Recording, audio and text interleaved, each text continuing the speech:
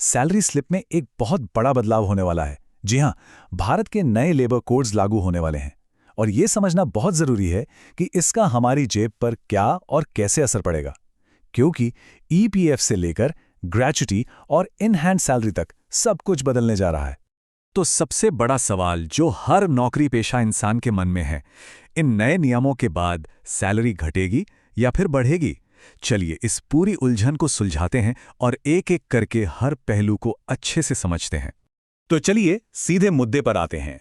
1 अप्रैल 2026 से देश में नए लेबर कानून लागू होने जा रहे हैं और इनके साथ ही सैलरी कैलकुलेट करने का जो तरीका है ना, वो पूरी तरह से बदल जाएगा और इसका जो नतीजा निकलेगा वो काफी चौंकाने वाला हो सकता है। और यहीं पर एक बहुत ही दिलचस्प पहेली सामने आती है।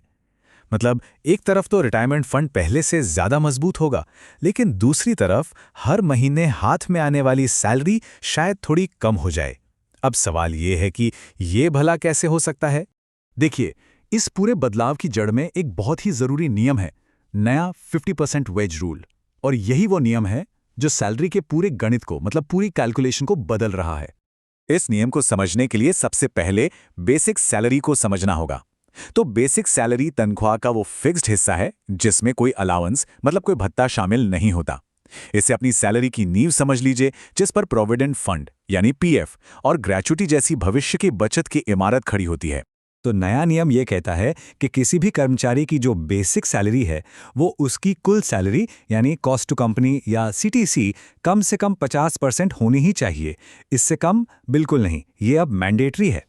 अच्छा, पहले कई कंपनियां क्या करती थीं, वो बेसिक सैलरी का हिस्सा कम रखती थी और हाउस रेंट अलाउंस यानी एचआरए, ट्रैवल अलाउंस जैसे भत्तों को ज़्यादा दिखाती थी। इससे होता ये था कि कागज़ पर तो सीटीसी ज़्यादा दिखती थी और हाथ में भी ज़्यादा सैलरी आती थी। लेकिन अब इस 50% के नियम के बाद ऐसा करना मुमकिन नहीं होगा। तो मन में ये सवाल आना तो लाजमी है कि भाई अगर बेसिक सैलरी बढ़ रही है तो फिर हाथ में आने वाली सैलरी कम क्यों हो जाएगी? इसका जवाब एक सीधी सी कैलकुलेशन में छिपा हुआ है। इसे ना स्टेप बाय स्टेप समझते हैं। पहला, बेसिक सैलरी को 50% वाले नियम के लिए बढ़ाया जाएगा। दूसरा, क्योंकि पीएफ बेसिक सैलरी पर कटता है तो जैसे ही बेसिक सैलरी बढ़ेगी पीएफ का कंट्रीब्यूशन भी बढ़ जाएगा। तीसरा, इसका मतलब है कि हर महीने सैलरी से पहले से ज्यादा कटौती होगी। और चौथा और आखिरी नतीजा, इन हैंड सैलरी घट जाएगी। आइए इसे एक उदाहरण से समझते हैं तो सब साफ हो जाएगा। मान लीजिए किसी की सीटीसी 50,000 रुपए है। पुराने सिस्टम में शायद बेसिक सैलरी सिर्फ 15,000 रुपए यानी 30% होती, लेकिन नए नियम के तहत इसे कम से कम 25,000 यानी 50% करना ही होगा। इसका मतलब है कि एचआरए और दूसरे भत्तों का हिस्सा कम हो जाएगा। और क्योंकि बेसिक सैलरी बढ़ गई तो पीएफ कंट्रीब्यूशन भी 1800 से बढ़कर 3,000 हो जाएगा, जिसका सीधा असर टेक होम सैलरी पर पड़ेगा। लेकिन जैसा हमने कहा था, यह कहानी का सिर्फ एक पहलू है। अब बात करते हैं इसके सबसे बड़े फायदे की।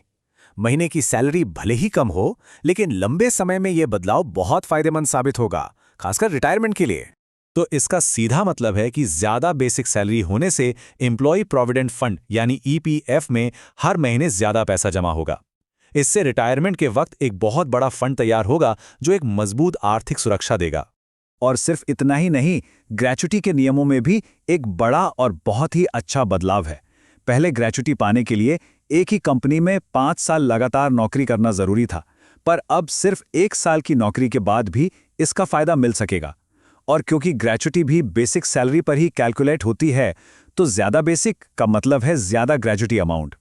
ये उन लोगों के लिए एक बहुत बड़ा फायदा है जो अक्सर नौकरियां बदलते रहते हैं। तो कुल मिलाकर ये नए लेबर कोड एक तरह का सौदा पेश करते हैं।